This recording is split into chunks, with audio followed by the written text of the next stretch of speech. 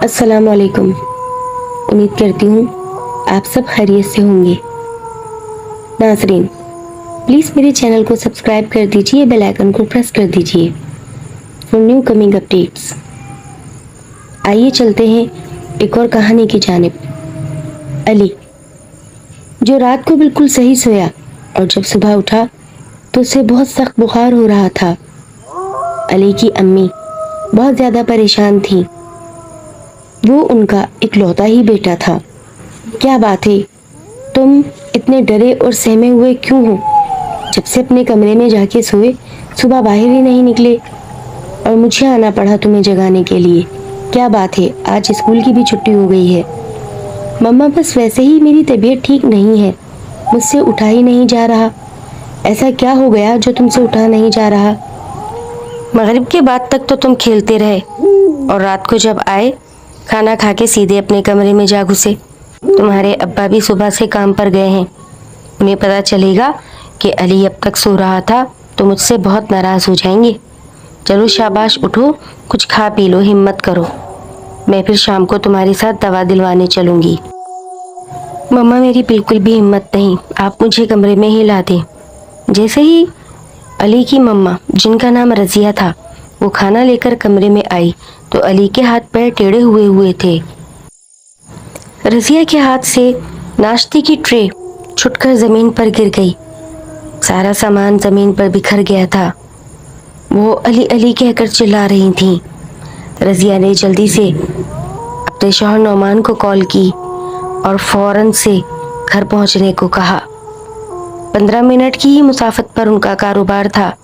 ان کی اپنی کریانے کی دکان تھی۔ جیسے ہی نعمان گھر پر پہنچا، رضیہ نے آہو بکا شروع کر دی کہ نہ جانے ہمارے بچے کو کیا ہو گیا ہے، فوراً اسے ہسپتال لے کر چلنا ہوگا۔ کوئی بھی فالتو بات کیے بنا جلدی سے اپنے بیٹے کو اٹھا کر وہ ہسپتال پہنچے۔ وہاں پر اس کی ٹریٹمنٹ شروع ہوئی اور 2.5 گھنٹے بعد وہ علی گھر آ گیا تھا۔ ڈاکٹروں کا کہنا تھا کہ اس کو فوڈ پوائزن ہوا ہے۔ جیسے ہی علی گھر آیا وہ نشے میں تھا، نیند کے انجیکشنز کی وجہ سے۔ وہ رات 12 بجے تک سوتا رہا۔ جیسے ہی 12 بجے علی کی آنکھ کھلی، اس نے زور زور سے چلانا شروع کر دیا، پورے بیڈ پر اچھلنا شروع کر دیا۔ رضیہ کو یہ بات سمجھ نہیں آ رہی تھی، ان کے بیٹے کو آخر ہوا کیا ہے۔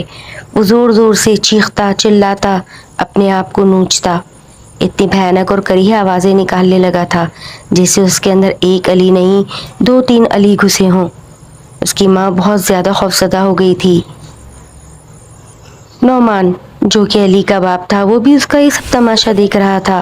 نعمان نے اپنی امی کو فون لگایا کہ امی نہ جانے علی کو کیا ہوا ہے، اتنی عجیب و غریب حرکتیں کر رہا ہے، کبھی ہنس رہا ہے کبھی رو رہا ہے، آپ گھر آ جائیں تاکہ ہمیں کچھ حوصلہ ہو۔ رضیہ نے بھی اپنی امی کو فون کر دیا تھا۔ وہ دونوں کچھ ہی لمحے میں گھر پہنچ گئی تھیں اور جو علی کا حلیہ تھا وہ سمجھ گئیں یقیناً اس کے اوپر کوئی اوپری اثرات کا معاملہ ہو گیا ہے۔ جلد از جلد انہوں نے آپس میں بیٹھ کر صلاح مشورہ کیا اور قرآن پاک کھول لیا، یاسین شریف پڑھنا شروع کی۔ آہستہ آہستہ علی اب بیڈ پر دراز ہوتا جا رہا تھا۔ یاسین شریف پورے آواز سے پڑھی جا رہی تھی۔ تھوڑی ہی دیر بعد علی سو گیا۔ اب چاروں کمرے سے باہر نکل آئے اور بیٹھ گئے کہ آخر علی کو ہوا کیا ہے۔ رضیہ، تم ہر وقت تو گھر میں رہتی ہو، تم ہی بتاؤ علی کو ہوا کیا؟ میں کچھ نہیں جانتی نعمان، یہ تو رات کو بالکل صحیح سلامت آ کر اپنے کمرے میں جا کر سو گیا۔ ہاں کل یہ ضرور ہے کہ مغرب کے بعد آیا۔ تم جانتی ہو رضیہ کہ مغرب تک بچوں کو نہیں کھیلنے دیتے، اور ویسے بھی سردیاں ہیں، سردیوں میں تو اندھیرا ویسے بھی اتنا خوفناک ہو جاتا ہے اور ہم دور دراز آبادی سے علاقے میں رہتے ہیں۔ یہ تم نے کیا کیا؟ تم تھوڑی سی سختی کیا کرو علی کے اوپر، اکلوتا ہے تو اس کو تم بگاڑ دو گی۔ آپ ٹھیک کہہ رہے ہیں لیکن میں آئندہ سے خیال کروں گی، مسئلہ یہ نہیں جو اب ہو گیا، اب یہ سوچو کرنا کیا ہے۔ رضیہ کی امی نے نعمان کو گھورتے ہوئے کہا، میرے ایک جاننے والے مولوی ہیں، میں انہیں صبح فجر میں جب اذان ہوگی مسجد جاؤں گا اور وہاں ان سے تمام ردا کروں گا، اور وہ جو مشورہ دیں گے میں پھر اس پر عمل کروں گا۔ ٹھیک ہے۔ جیسے تیسے انہوں نے 2-3 گھنٹے گزارے اس کے بعد اذان فجر ہوئی اور نعمان اپنی ٹوپی اٹھائے اب سب کو سلام کر کے گھر سے نکل گئے۔ مسجد جو کچھ ہی فاصلے پر تھی، نماز باجماعت ادا کر لینے کے بعد تمام بات انہوں نے پیش امام سے کی، جو کہ بہت اچھے عالم بھی تھے اور بیماریوں کی شفایابی کے لیے تعویذ بھی دیا کرتے تھے۔ پریشان نہ ہو نعمان، میرے ساتھ چلتا ہوں، جو ہوگا دیکھا جائے گا۔ ہو سکتا ہے علی کے اوپر کوئی اوپری مسئلہ ہوا ہو یا یہ کسی پرچھاوے میں آ گیا ہو، میں اسے تعویذ اور نقش دوں گا، یہ انشاءاللہ اللہ نے چاہا ٹھیک ہو جائے گا، پریشان نہ ہو۔ علی جس کی عمر بمشکل 13 سال بھی نہ تھی، اب وہ علی کے کمرے میں داخل ہو گئے تھے۔ جیسے ہی مسجد کے پیش امام مولانا رومی صاحب نے ان کے سر کے اوپر ہاتھ رکھا اور پڑھائی شروع کی، علی ایک دم زور زور سے چلانے لگا، دور ہٹ جاؤ، دور ہٹ جاؤ، کون ہو، ہٹو میرے پاس سے ورنہ تمہیں مار ڈالوں گا۔ مولانا صاحب بہت تیزی سے پڑھائی کر رہے تھے اور پوچھنے لگے، آخر تم اس بچے کے پیچھے کیوں لگے ہو؟ جو بھی ہو اس کو چھوڑ جاؤ، اس نے تمہارا کیا بگاڑا ہے؟ وہ جو بھی مخلوق تھی علی کے اندر بہت زور زور سے ہنسنے لگی، یہ بچہ مجھے پسند آ گیا ہے اور اب میں اس بچے کو اپنے ساتھ لے کر جاؤں گا۔ تمہیں کس نے حق دیا کہ تم اس بچے کو اپنے ساتھ لے جاؤ؟ تمہیں تو کوئی بھی حق نہیں اس بچے کو اپنے ساتھ لے جانے کا، تم ایک ناری مخلوق ہو اور یہ اشرف المخلوقات ہے، تمہارا اس سے کیا تعلق؟ تم کیوں اس سے جل رہے ہو؟ میں کیوں جلوں گا؟ اس نے میری جگہ پر پیشاب کیا ہے اور بدلہ تو میں اب اس سے لوں گا۔ دیکھو زیادہ فضول بک بک نہ کرو، تم جانتے ہو میں کون ہوں، اگر تم باز نہ آئے تو میں تمہیں جلا کر بھسم کر دوں گا۔ علی بھی زور زور سے ہنسنے لگا کہ تم میں اتنی طاقت نہیں کہ تم مجھے جلا سکو، تماشا دیکھنا چاہتے ہو؟ مولانا صاحب نے ہاتھ میں کوئی چیز لی اور اس پر زور زور سے پڑھائی کرنا شروع کر دی۔ وہ ایک خاک تھی اور وہ خاک جیسے ہی علی کے ماتھے پر ماری، علی درد سے بلکنے لگا۔ رضیہ جس نے بھاگ کر علی کا ہاتھ پکڑنا چاہا، علی نے ایک زور سے دھکا اپنی ماں کو دیا، وہ جا کر دروازے سے لگی۔ نعمان کی ماں بہت زیادہ تڑپ رہی تھیں کہ یہ کیا ہو گیا میرے پوتے کو۔ انہوں نے آگے بڑھ کر نعمان کو کہا کہ علی کو سنبھالو، میں رضیہ کو دیکھتی ہوں۔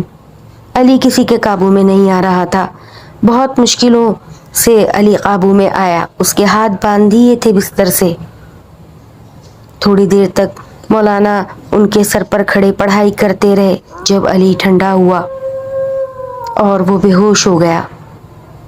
علی کے گلے میں نقش ڈال دیا گیا اور کچھ ضروری معلومات اور ہدایت دے کر مولانا صاحب اب باہر آ گئے تھے۔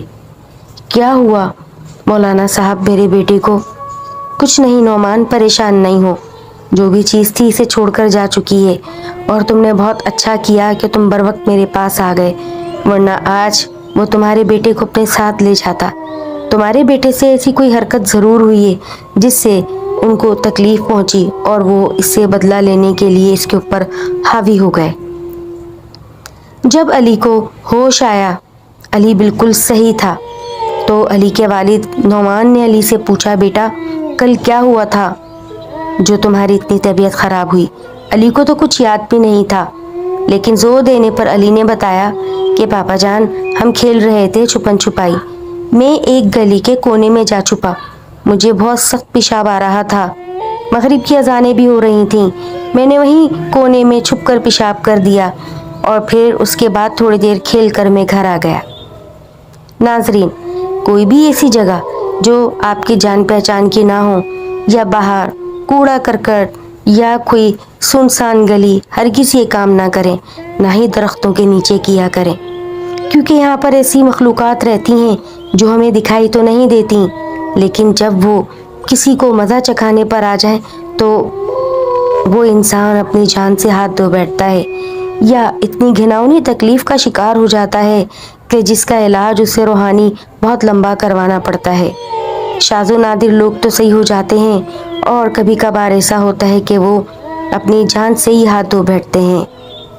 کوشش کیجئے کہ اپنی بچوں کو اس چیز کی تعلیم دیجئے کہ کبھی بھی کوئی ایسی حاجت پیش آئے تو گھر کا راستہ لیں، نہ کہ باہر گلیوں کے سناٹوں میں بیٹھ کر حاجت رفع کریں۔ شکریہ۔ اگر میری کہانی پسند آتی ہے تو اسے لازمی لائک کریں، شیئر کریں، میرے چینل کو سبسکرائب کریں۔ شکریہ۔